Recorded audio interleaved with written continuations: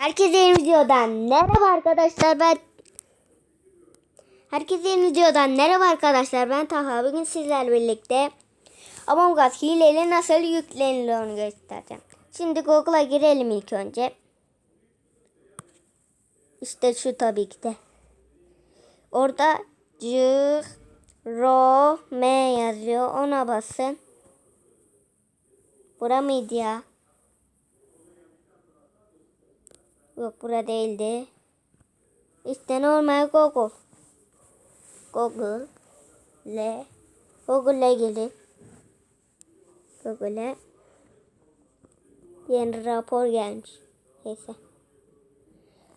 Buraya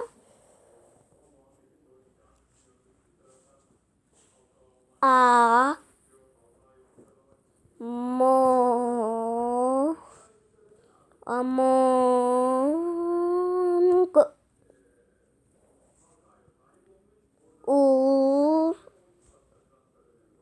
Us yazın. Sonra oraya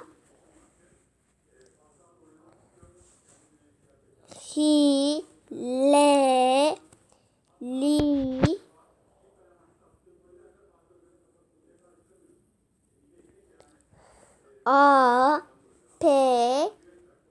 APK yazın. APK. Sonra üstte çıkacak ya. Sonra indir vardı ya. Şimdi ona basın. Sonra en üstte çıkan şuna basın. Burada aşağı. Sonra şu oyna devam bas. Oyna devam. Sonra buraya aşağı. Şurada şey çıkacak. Ona tıkla. 6 5 4 3 2 1 0 basın. Sonra oyun indir yazıyor. Ona basın. Sonra devam et yazıyor. Ona basın.